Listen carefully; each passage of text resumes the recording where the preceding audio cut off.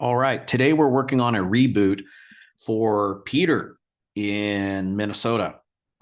This Peter and I are going to turn around a $2 million builder. Actually, they did 1.3 last year. We're going to turn around a $1.3 million builder that broke even operating in and around Lake Minnetonka, west of Minneapolis, Minnesota. Currently, he's a spec builder. He does some remodels, he does some additions. If you factor in his specs, he did closer to 200 in revenue, but let's pull that out. The important thing is it's not break even. They are losing money, and I can get into this in a second. But the point is, he's billing 30% gross margin, but his fixed costs are 32% of gross profit. In other words, his overhead, that's fixed costs. His monthly nut is $35,000 a month. So he's losing 2% revenue. So last year he lost close to $26,000. And his estimated profit slippage is somewhere between 7 to 10%. So the first rule when you're digging a hole is to stop digging, right? And there's really three ways that we can improve the business. We can either lower costs, we can make the client pay more, or we can go get more clients. So the thing is, he's already cut his costs. He was self-performing. He is now subcontracting.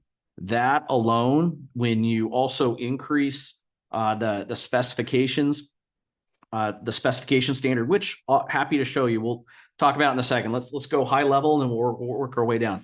When we write our specs, hold on. Okay, so when we write our specs to the master format standard, which really has three parts. You got the project section details, you have materials, and you have execution. I like to break that up even further. I want the project and section details. I want the codes, references, and performance criteria, right down to the tolerances and what standard we're actually using. Okay. If I'm in commercial, I'm probably going to ask for submittals. For quality control, I'm going to include, we're not going to have contractor qualifications, mock-ups, or testing requirements. Well, what we would do is add, this would be quality checklist. Okay. So I'd include the trade quality checklist of what we're going to grade the sub on. And then in product and materials per CSI division. Okay. So carpet, like for example, '06 carpentry. Okay. I would for every, for every line item in my this is a line item: excavation and striping, cast and play, the pier footing. Every single one of these needs a spec. Most guys just stop at this with the quantities. We're going to go a step further. We're going to get a little crazy. Okay. But the point is, for every single one of those line items, I want, what is the applicable code? What are the reference standards? Okay. Like the NAHB remodeling standards book. And then what are the tolerances or description of performance criteria? I'm also going to include the quality checklist. Then in the materials for each individual one of those line items, I'm going to specify, the type, grade, and finish, and the quantities, who are the allowable manufacturers, and what accessories and fasteners are needed for this. For execution installation, we're going to talk examination, the pre-install checks, which will be the checklist for the previous trade. Okay. Installation methods, we will describe how it will be installed. Again, we'll reiterate tolerances, protection and cleanup standards, and coordination with other trades and my project manager. And then additional notes and requirements. Usually this isn't needed. This gets deleted. So in residential construction, I'll typically have 5. Okay. But the thing is, these specs cut both ways.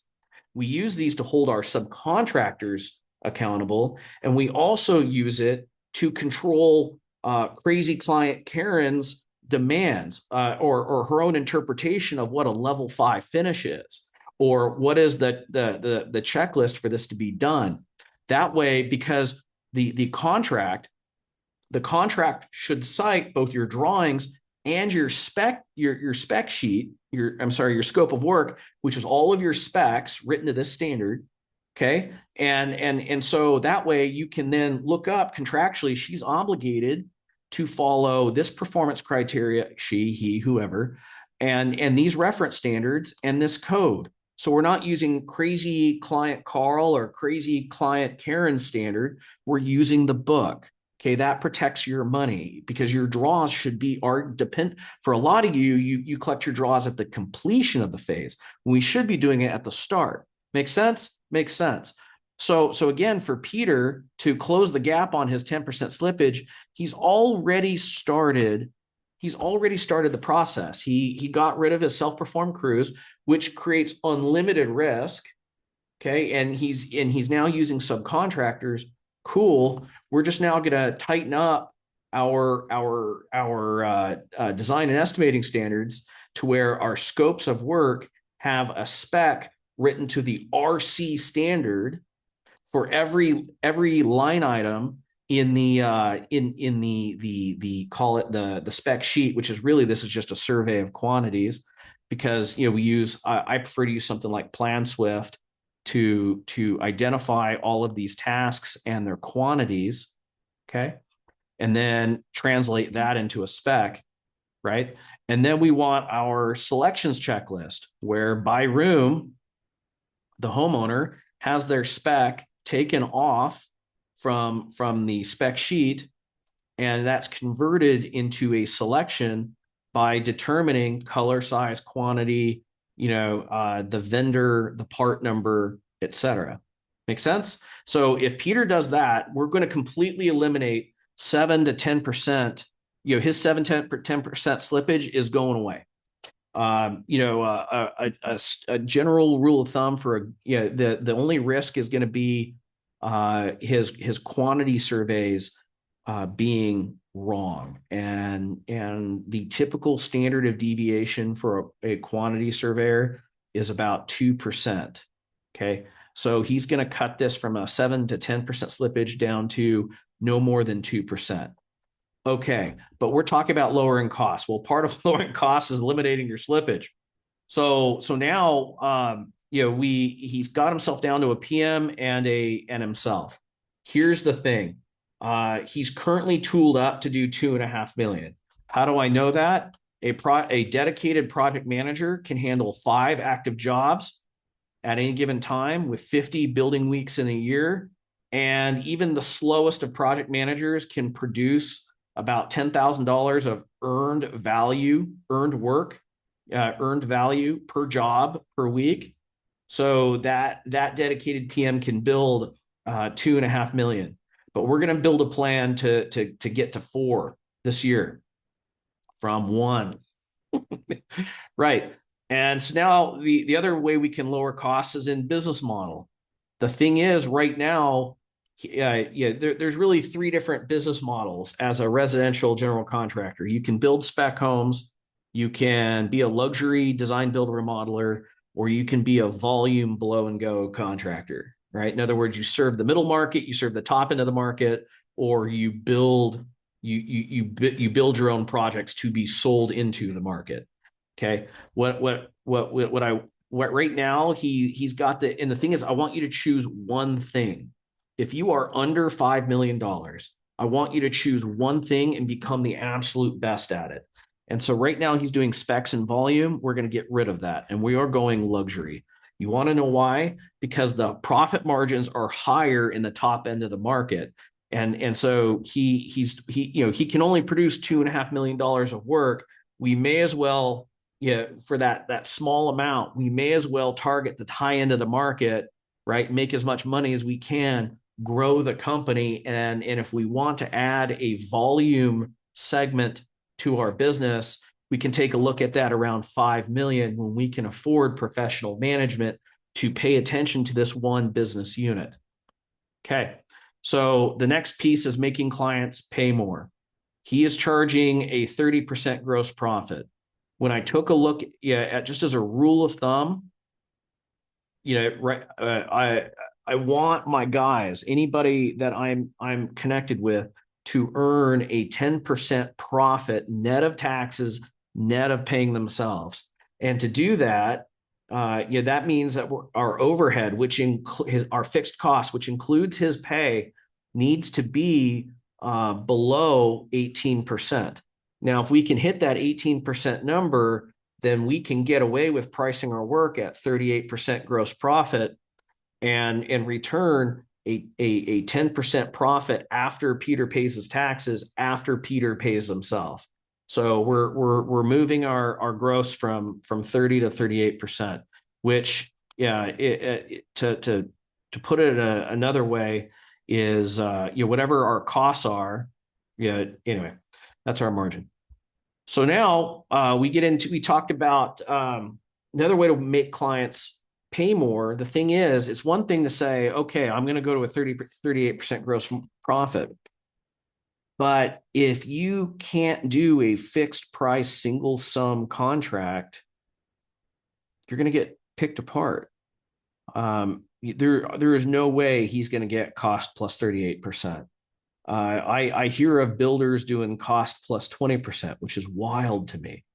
But we can't do that cost plus model because we're not going to be able to get our margins high enough. So we got to go to a fixed price lump sum contract.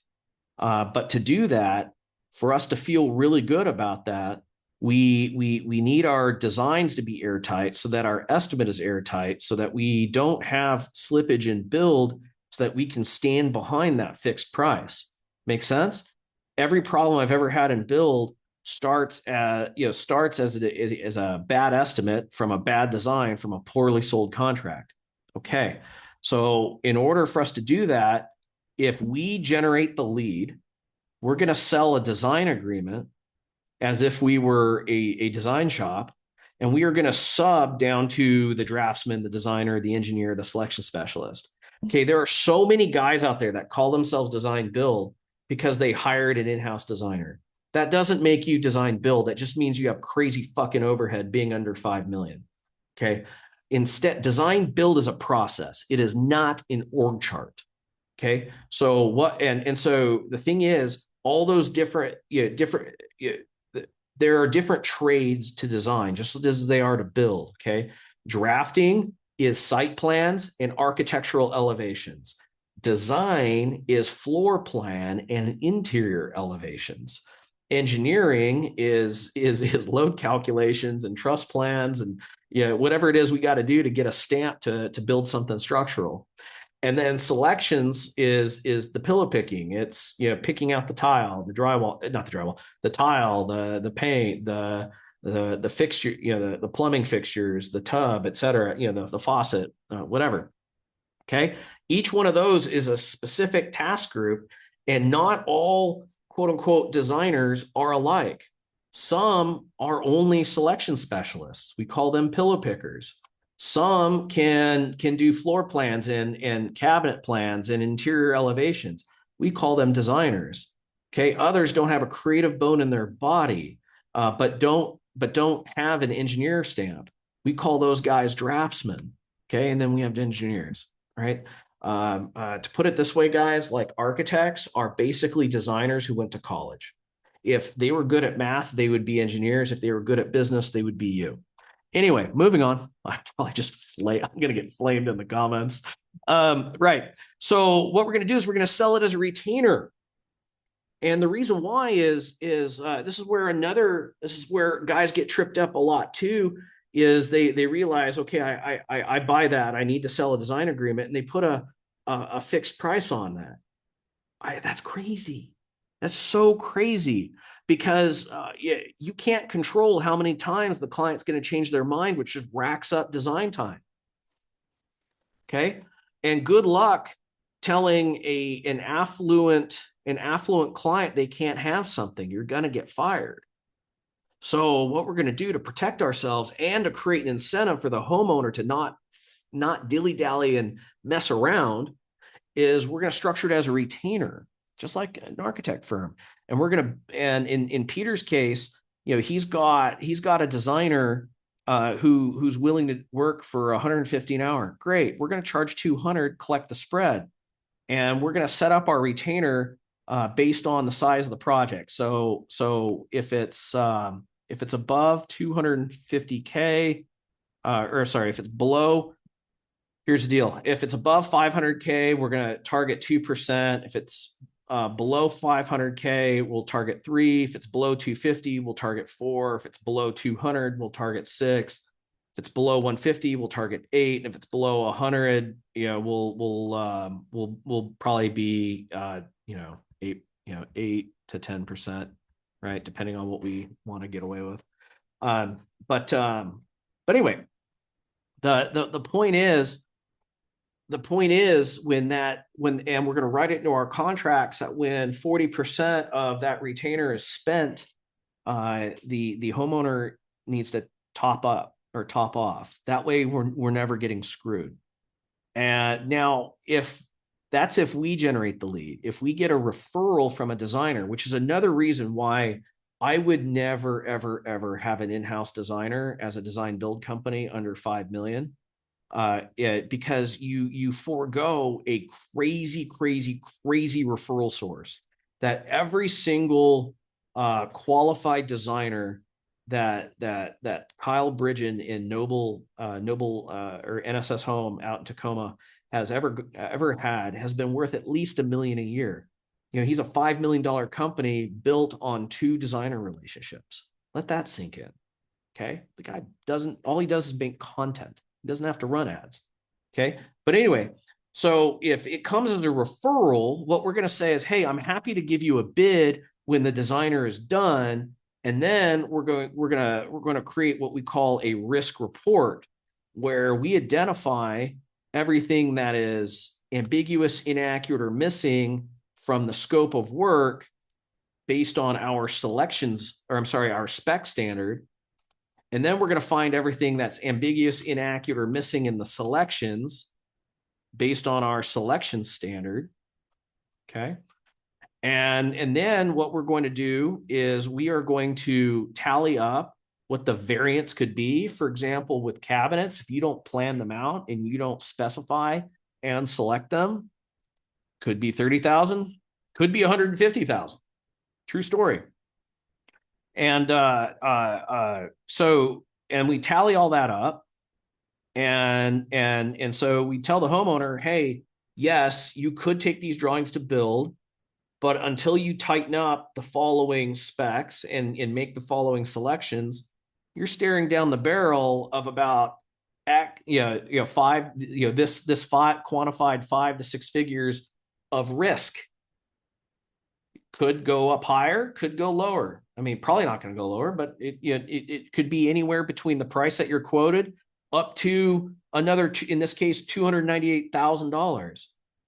And the thing is, it's like I'm showing you facts, homeowner, because 85% of projects exceed budgets by at least 28% or more, 16% at a minimum, according to a Propeller report citing nationwide research from the International Journal of Innovation Management Technology. Okay, and I even cite the link. So this is authoritative.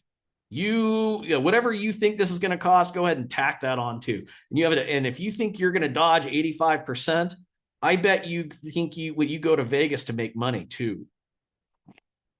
Anyway, so getting back to the plan, and so then I'm going to train Peter how to build those risk reports, how to quantify those values, how to present it to the homeowner, and convert that into what we call a pre-construction services agreement, which is just the final part of our design process, just with a different name. That way the homeowner doesn't feel like they're throwing good money after bad.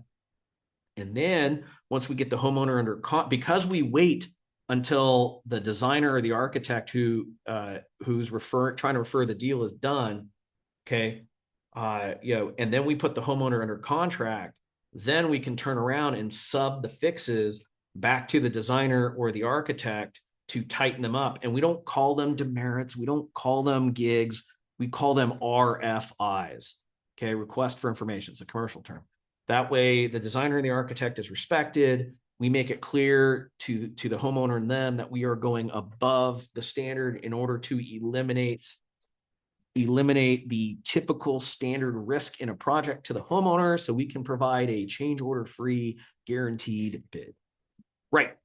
And so that is, and so by us doing that, we are in control, because the way we price our projects, we get the drawings done first. We estimate the rough and installation material. Then we do the selections and then quote the fixtures and finishes. Then we do labor. We do labor last. Okay, and there's a bunch of reasons why. We'll go into that later. It's kind of proprietary. But the last lever is to get more clients. So here's the thing. Before we can talk about the plan to get more clients and the way ahead, we have to understand how to think about marketing. And so you have different oceans of leads. You have blue ocean, you have orange ocean, you have red ocean. And the thing is, in a blue ocean, it's not price competitive, meaning value is more important. These people are aware they have a problem. They want to fix it with a project, and they are aware of your brand and what you bring to the table. Blue ocean leads only come as a referral. Then you got orange ocean leads, which are price competitive, meaning that anybody with a credit, any contractor with a credit card can get access to these leads. They are problem aware, and they understand, and they know what you bring to the table and how you do it. Right. Then you have red ocean. And red ocean, they're price competitive. They may or may not be ready to go to a contract, and they definitely don't know who you are. Okay. Home Advisor, House, Angie. These are all examples of red ocean lead channels. Okay.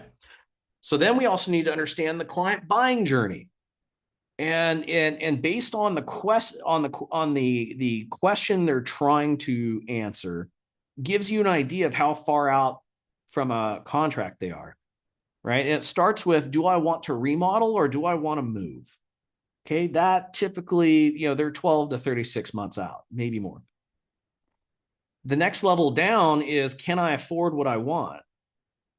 Those people are usually 6 to 18 months out. Then the next question they ask, once they understand, can I afford it? Then they're wondering, what do I want it to look like? And the thing is, those two questions, can I afford it and what do I want it to look like? They can flip-flop back and forth depending on the person's personality and education. But the final question, that means that they are ready to go to contract, they are problem aware, is if they're asking or seeking to answer, who is qualified to give me a bid? Okay. So with that out of the way, let's talk media channels, right? YouTube is a media channel. Google is a media channel. Facebook is a media channel. Email, word of mouth, radio, TV. These are all media channels. And media channels can be broken down two ways. You have demand capture and demand generation. And what separates the two is who initiated contact. In other words, in demand capture, they're seeking you out. In demand generation, you are putting your offer in front of them and they're responding to it. Make sense? So in the paid, then it breaks down based on the types of media. You have paid media, you have earned media, and you have owned media. Paid media is things that you spend money on to get attention. Okay.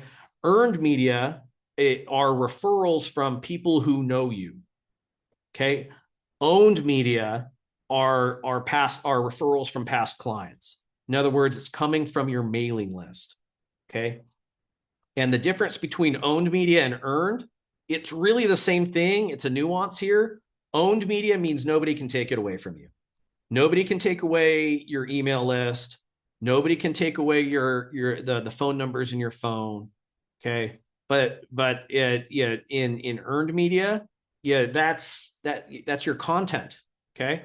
Associate, that you can get kicked out of an association. You can have your, you can have you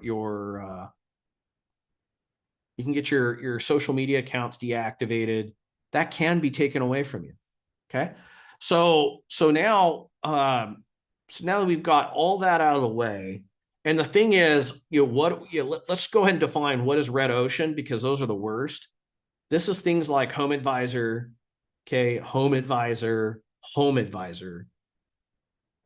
Angie, House, okay, all of those lead aggregators, very red ocean, very red ocean. Okay, Google Ads, Google Local Services is also red ocean, with unless the person knows who you are and what you do, why, in other words, knows who you are, the problem you solve, and how you solve it, and how you're different. If they don't have those four things, then that is a red ocean lead.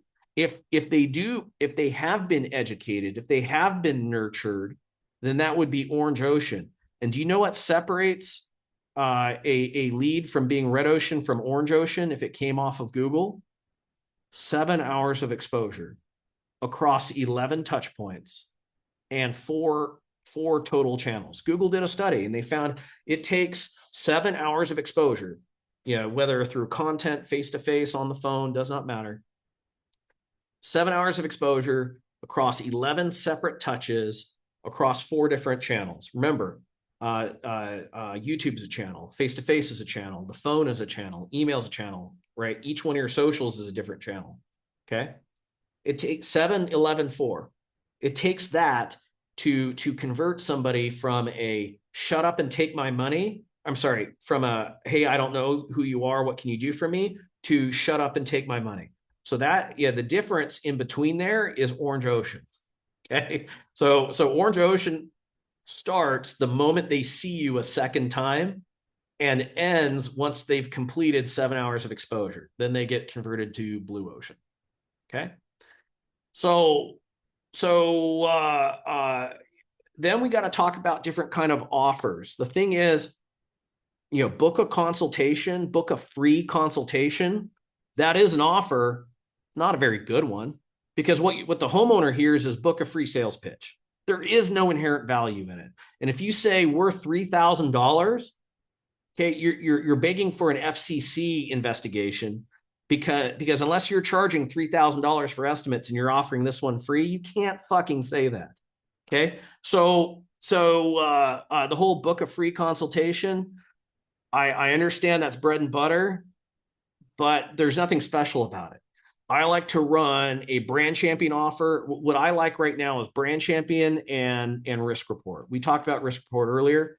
Brand champion is when I say you can earn up to 20% off, or you can earn up to 20% of your project reinvested back into your home. And they're like, how? That creates burning intrigue. And so they click through to your landing page where you explain how they can earn that. And if you want to know more, come talk to me. I'm happy to spell that out for you if you're a client. But anyway, let's talk about his marketing plan, because let's talk about way ahead, because between now, we just started Monday. Between now and April or March 31st, we are going to install a brand new website, a luxury website, and we're going to install his trust funnel. And beginning in April, we're going to spend $980 top of funnel to create that $4 million company. And we're going to spend $200 middle funnel so that we can convert red ocean into blue ocean. And this is the machine we're going to use. Okay. I call this a trust funnel.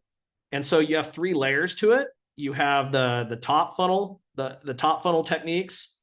You have the middle funnel, and then you got the bottom. And so what happens here is, in Peter's case, there's a lot of different things we can do. We could run a brand champion ad or a risk report ad on Facebook but that would be to a cold audience that doesn't know who we are. But that would be a demand generation technique, and demand generation is usually more expensive than demand capture. I'm sorry, it's less intent. Okay. So what we're going to do, because he only needs $4 million, I don't see a reason to get away from Google ads to dig into Facebook until you're ready to climb from 4 million to 10 million. Then we got to add another channel. Basically, every single one of these channels is good for about 5 million before you saturate the market or you create concentration risk. So Google Ads is brain dead easy, and it's demand capture, meaning that person had to wake up one morning and decide to go general contractor near me.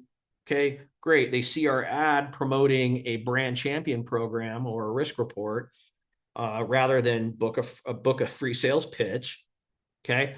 And on our GWiz landing pages are so sweet. Like the homeowner literally books a callback in the landing page without going anywhere.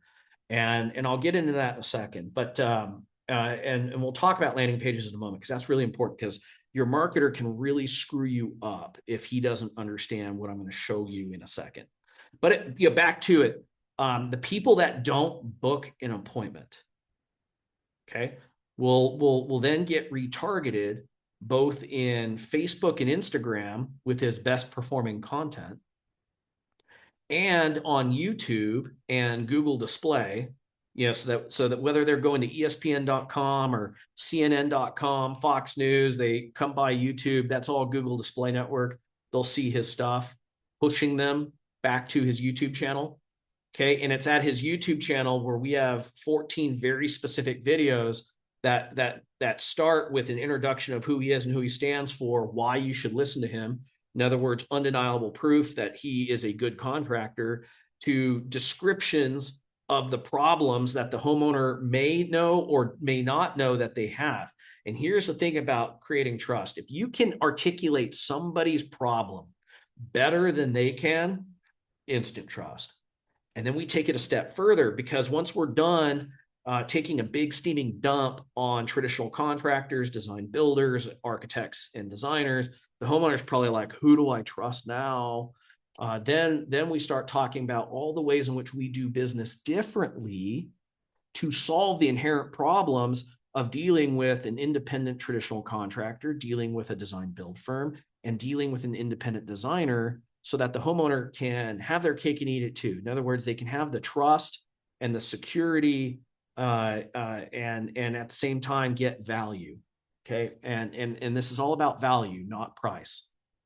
Okay. But again, in that trust funnel, it's 14 15-minute videos, 3.5 hours. Why 3.5 hours? Well, because when you back out our sales process, an hour and a half doing the proposal, an hour and a half with the initial site visit, and probably 30 minutes doing our Shin Fu call, shout out Tom Reber, that's about 3.5 hours. Cool. But we need to get to fucking 7, and that's only 2 channels and 3 touch points. So we're going to make our marketing carry the day. In other words, our Instagram, Facebook will point to our YouTube. Our YouTube points to our YouTube. Our Google Display ads point to our YouTube. So that and what's so cool is this first click might cost us $4, but each subsequent click is going to cost us about 2 pennies, 2 to 4 pennies. Okay. So we need to get them to consume. And I can tell you mathematically, we need to get them to consume 14 pieces of content. It's probably going to take, showing them an ad for each piece of content 9 times to get them to watch it. Okay. And we're going to end up paying 2 pennies. Cool. So $2.52 every week. Okay. So you multiply that by, I'm sorry, let me back up. $2.52 to take them through the entire funnel. Okay. Because that was, 14 pieces of content shown 9 times. And worst case scenario, we're charging on average right now is 3 pennies. So, sorry. 3 pennies, 0.03, okay, times 126. All right, let's back up. I'm sorry, guys. 14 pieces of content, 9 iterations times 0.03 comes out to $3.78. Okay. So, but that's assuming that they watch the same piece of content 9 times. Here's the deal. If they don't watch at least 15 seconds, they just hit skip, we don't pay. So we design our content in such a way that they know what it's all about in the first 15 seconds. So if they're not interested, they hit skip. So the odds are we're not going to pay the full $3.78. But what I can tell you is to take a person through all 14 videos on average, it takes about 14 weeks. Okay, 14 weeks is 3.5 months. So I divide that by 3.5. And what I can tell you is for an extra dollar on top of each click, right? So if we spent $5 a click, we need to spend $1 in retargeting, maybe a little bit more, $1.08. So in other words, about 22% of our budget, okay, which is why we're spending $980 top of funnel. I'll explain why in a second. And we're budgeting 200. 200 divides into 980. How much? 20.4%. So I should probably boot that up. Lane, you hold on a second. All right, 215. Fine. I hate doing, if we're gonna do 220, we may as well do 250. If we're gonna do 980, we may as well do 1,000. Okay. But anyway, so that all you sharpshooters with your calculators, okay, Lane's being real about this. Okay, and what that does is that makes sure that I have enough budget to take every single person that saw my ad for kitchen contractor near me, addition contractor, good addition contractor, best addition contractor, good bath left-handed remodeler near me. Okay, all of those. Okay, we're going to average about $4.96 a click.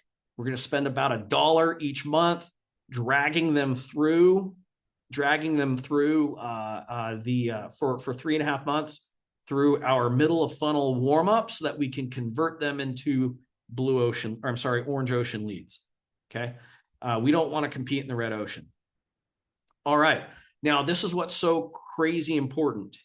All right, we send back our custom audience to the top of funnel. So once somebody books an appointment, before we allow them to book an appointment with us online, we also qualify them for time frame, because most marketers, what they're going to do is they're going to count a lead as a conversion. Guys, I don't know about you, but I can't sell the leads. I can sell to set appointments, but I can't sell the leads. I can't eat leads. Okay.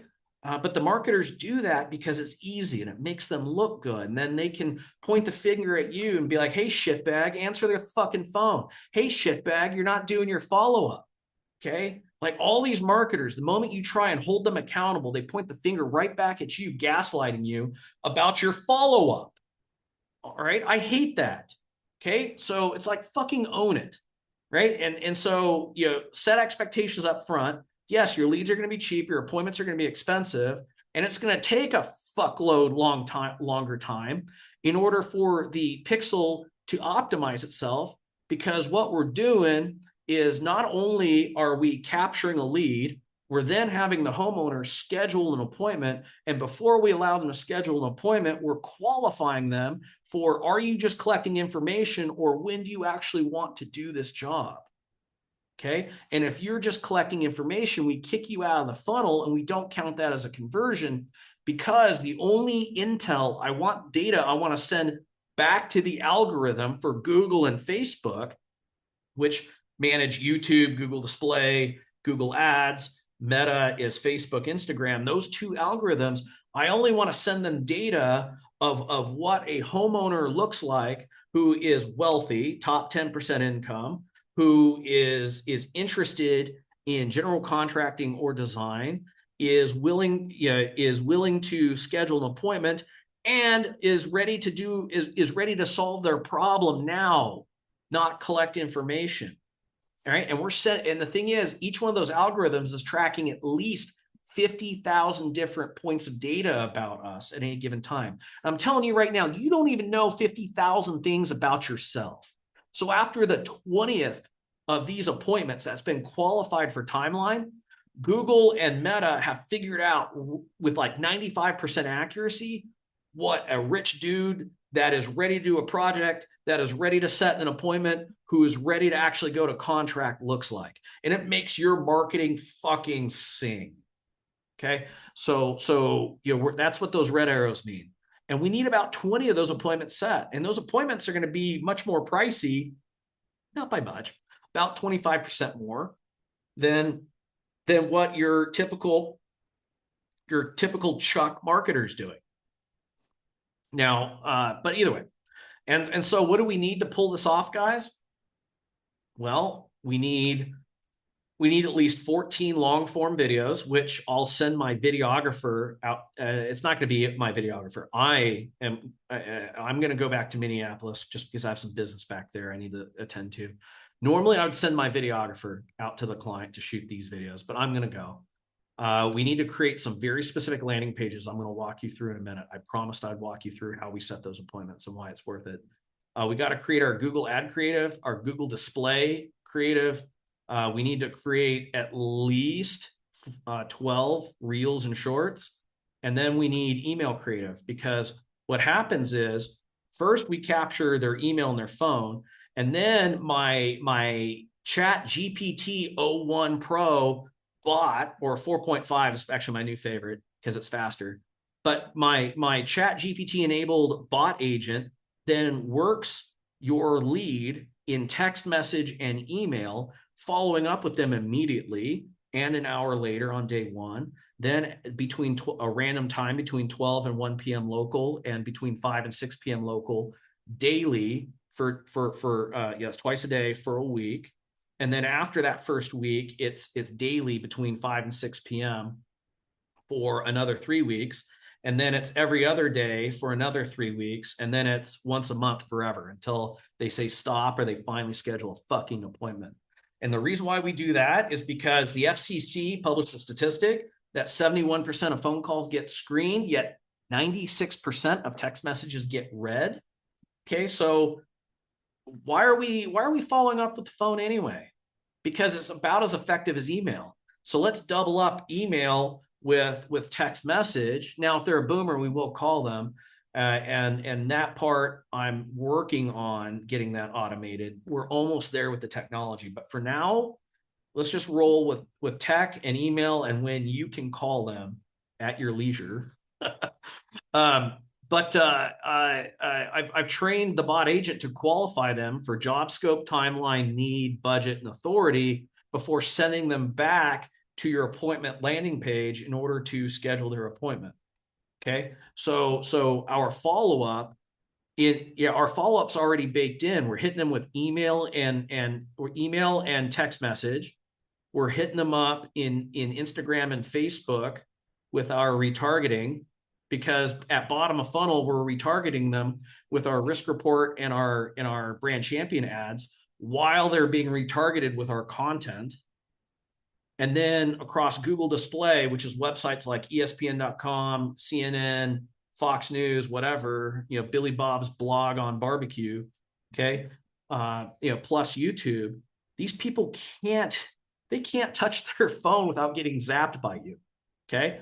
And so, all roads lead back to them setting that appointment. Okay, so this is the marketing strategy we are implementing over the next 2 weeks. And we'll have the website up. We'll have the top of funnel installed with the Google Ads by April 1st. Okay, by May 1st, I expect to spend $980 top of funnel. I expect to have his videos done and edited to a professional quality and installed for retargeting. And we're going to budget about $220 a month. I expect every month from there on out Peter is going to meet with 10 designer architects and 10 realtors, because my team that I trained is not only going to write his content, it's going to edit his content, especially is going to edit his videos. Okay, is going to publish his posts and his video content. So we're going to publish everything, and then the team's going to do all of his commenting and DMing in order to set up one-on-one coffee appointments or lunch appointments with designers, architects, mortgage loan officers, realtors, anybody that is connected to real estate who is a good referral source. Okay, so he has no excuse not to meet with one person a day. His rule is going to be they never eat lunch alone. He's not allowed to eat lunch alone anymore. Okay, and so then by June 1st, I expect him to sell $500,000 into design. I expect it. By July 1st, I expect he has sold $1 million into design. He's completed $250,000 in build, because that's in his backlog right now. And he put $1 million into design, or put $1 million from design into build, which is sitting in his backlog right now. Okay.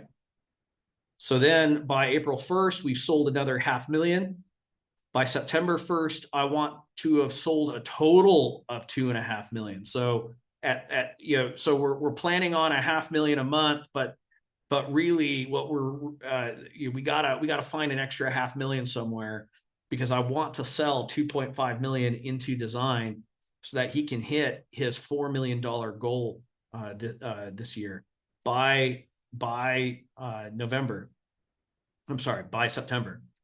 And then by October, I want him to have completed $1 million in build, put another 500K into build from his design pipeline, and sell another 500K back into his design pipeline. So from his design pipeline, 500K squeezes out into build and is replaced by another 500K. And by October 1st, we're going to hire what I call a logistics manager, so that he can handle $5 million in build. Now, what does a logistics manager do? A logistics manager handles your communications and logistics SOP. So in other words, they're responsible for procurement of all of your material, tracking delivery, completing delivery, policing up returns. They're responsible for communication. So they are writing all of the job logs for your project manager, and they're doing 5 site visits that the project manager is telling them, hey, go to these 5 jobs that I can't be at today, and I want you to look at X, Y, Z and report back to me. Okay, so by having them write the job logs, and by them doing half the site visits necessary to be a $5 million company, they're learning how to be a PM on the job. And what I love about the logistics manager is it doubles the ability of a project manager to build from 2.5 to 5 million without us having to pay 120 grand plus per month for a competent builder, a competent project manager, right? Site supervisor, whatever you want to call them. Okay. Ideally, I want to catch this person right out of college. If they are not technical, then I'm going to put them on a career path to sales. And the stepping stone is going to be, instead of the stepping stone is, I'm going to give them realtor and designer. I'm going to have them attend BNI. I'm going to have them attend NARI or NAR. I'm going to have them attend the HBA and the NKBA. And I'm going to give them a quota of relationships they need to have one-on-ones with per month, in order to, number one, it's going to help us out with business development to get leads in the door. But 2, between them doing logistics and communication, plus doing some what we call business development, meeting with allied professionals, referral alliances, that's going to prepare them to sell, to be what we call a project director, sales rep. Okay. So either way, this person is in training. I want to get them right out of college. Like, I want them to have a college degree, because that tells me that they can stick with something for 4 years. Okay. And either they have a really great personality and we put them on the sales track, or they got a degree in construction management and we put them on the project management track. Either way, we win. And the best part is we can get them for between 55 and 65K a year starting. That's half of what it would cost to hire another fully trained, experienced project manager. Half, while doubling the effectiveness of our current project manager. So by October 1st, we'll hire that logistics manager, and we'll be on track to be a $4 million company. So there will be plenty of overhead budget for us to hire this person without us busting our diet, because we're putting this company on a diet, no more than 18% in overhead, so that we can price at 38% GP, have 18% in overhead. That includes Peter's pay the tax man after that, and still have 10% net as a true net profit. That is a well-run company. And so when we hire this LM, it's just a matter of, again, like clockwork, seeking to put 400 to 500K in. I want to put 500K in design, just so I can allow for 20% in my design pipeline to fall out, to not go to contract. When historically it's more like 5%, I want 4 times that to feel good about that, given the situation Peter's in right now. And so again, the way we're going to do that is we are going to meet with 20 designers and individual designers and architects per month to build up our blue ocean referral base. We're going to spend about 980 top line to produce leads. We're going to spend $220 a month doing middle of funnel retargeting to convert those red ocean leads into orange ocean, maybe even blue if they're not price sensitive. Okay. And the rest is history. What I can tell you as far as his paid ads, what I am planning is, we're gonna do 2.7, and we need 2.7 from paid ads, because we can't count on referrals from word of mouth yet. I can't control that. So when we do get referrals from past customers, word of mouth, other allied professionals, when it comes in and goes to contract, then we'll count it towards our 2.7 quota, because he has $1,040,000 in sitting in design, and a little over $250,000 sitting in build. Okay, so the paid ads has to carry the day, which, based on his average ticket, targeting custom homes and additions, whole home and kitchens, at the luxury end is 13 projects. We really need to get this sold within 3 months. So what we're going to end up doing, this is the retargeting. We're going to make this $220. Okay. Wouldn't you know it, this is about what we need here. It's so weird how the math just corroborates itself. Right. So we're going to do Google Local Services top end, targeting what we call pebbles and rocks, for whole homes and kitchens.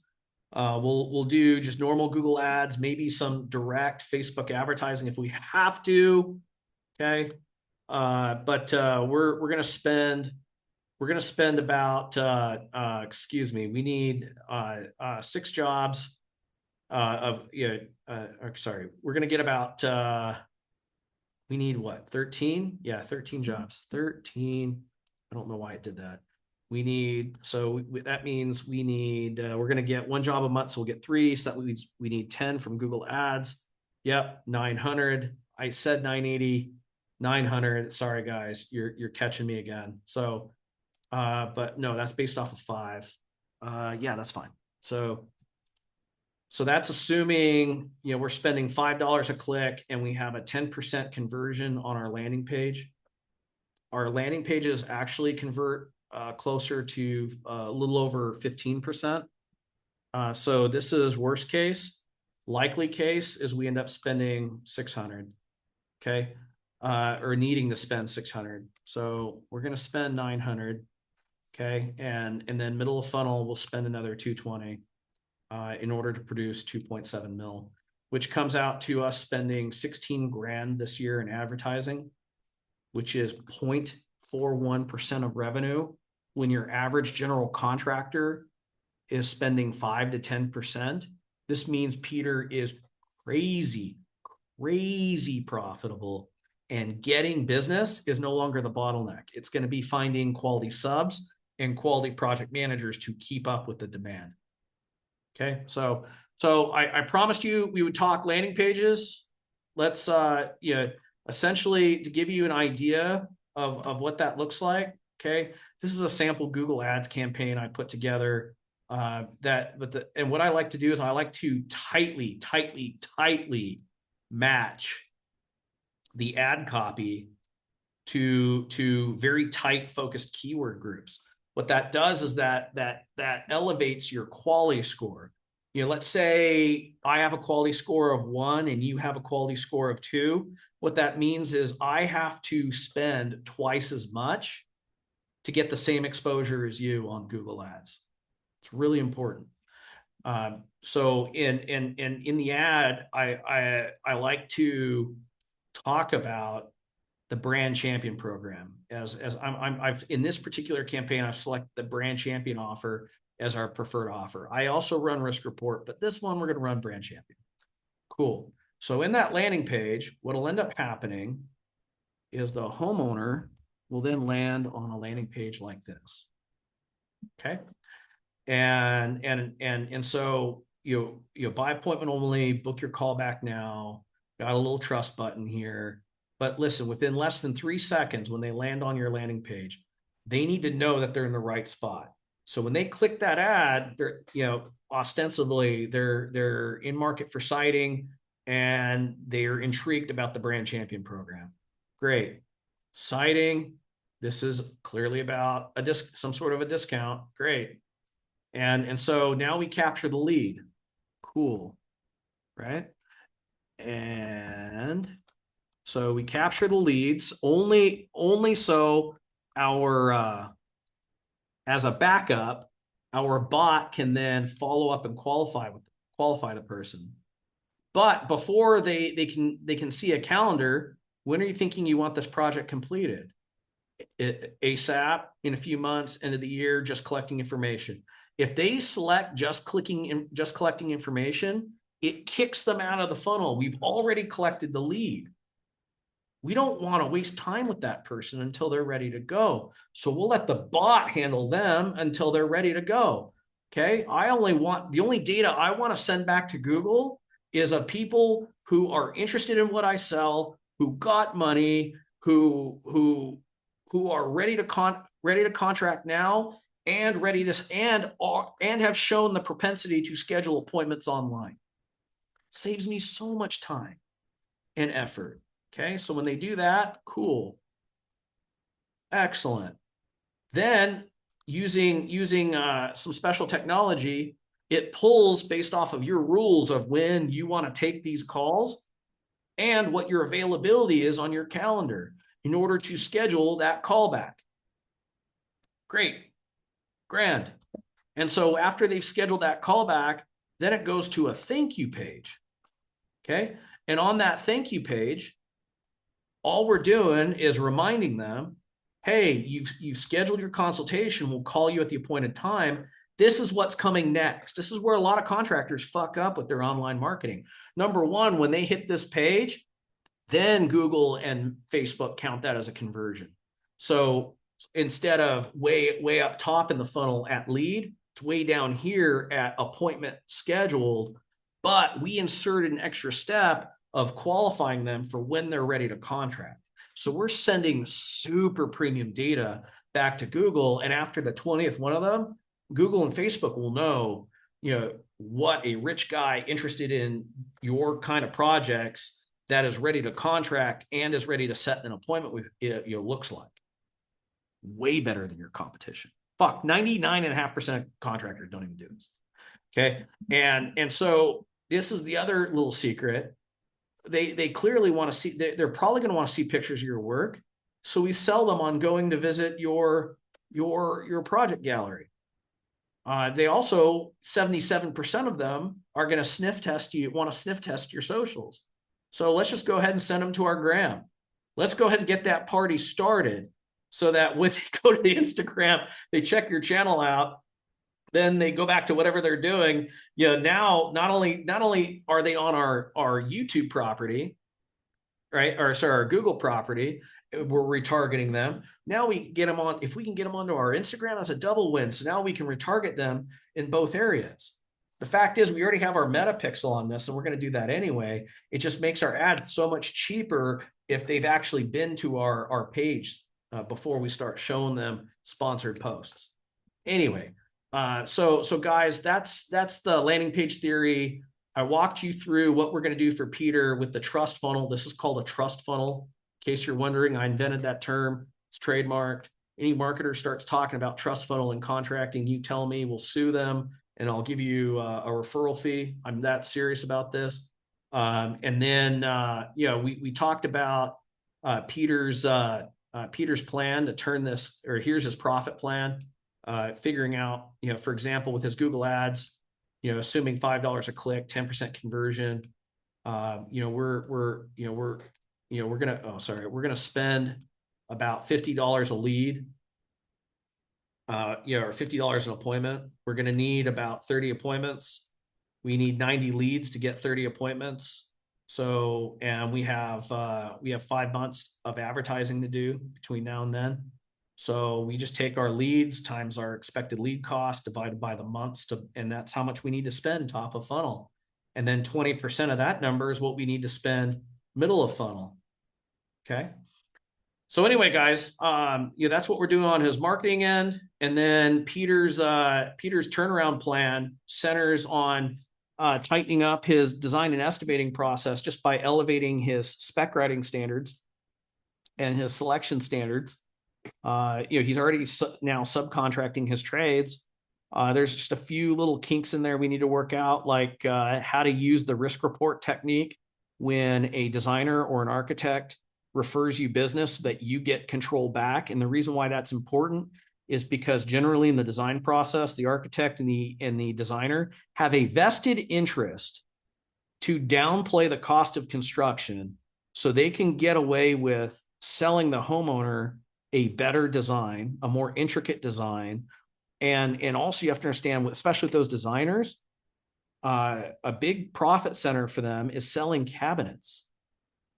And we all know that's a huge component in the remodel. And so they especially have a vested interest to downplay the cost of construction so that they can squeak past a bigger cabinet order than the homeowner can necessarily afford for that design, because again, they downplayed the cost of construction. So now you have to fit 10 pounds of promises into a 5-pound bag called their budget, and you're the asshole. So that's why it's so important for us to wait until every one of those design professionals think they're done. Then we risk report it. Then we sell them a project development package. And then we sub the RFIs back to the designer, back to the sub, except now we're giving real world pricing on what things cost, which then forces the designer to become a great salesperson to get the homeowner to add more budget to buy the selections that designer wants to sell them. Make sense? I'll leave you on that. And so guys, 2 weeks from now, Peter and I will do a check-in just to go over his marketing build out.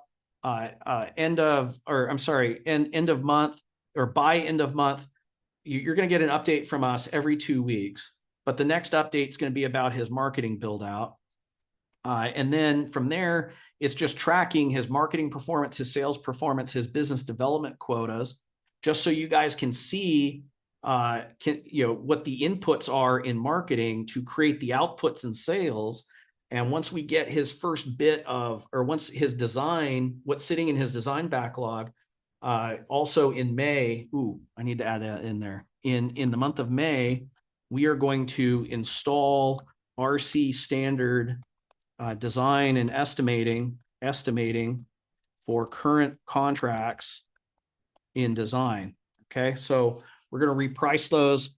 We're going to elevate the design on them. Thank God they haven't gone into design yet. They're just signed contracts with design retainers. Excellent. So you're going to see the effect of what that does later, 6 months later, when we're reporting jobs that have less than 2% slippage, maybe even grippage, right? Where the job profitability outperforms what was estimated. So this is a super cool project. Peter, the next one, Peter will be on. I just wanted to go through with this. I didn't want to, dime him out because I just wanted to give you some real talk here. But Peter's agreed to be a live case study. And so part of that is him and me meeting every 2 weeks just to go through what he needs to do for us to go from a 1.3 million dollar builder that lost $26,000 last year into a $4 million builder that paid Peter 400 grand and has 400 grand in profit to invest. It's a hell of a turnaround. And I'm super excited to document the journey with you. So guys, I'll see you in the next one.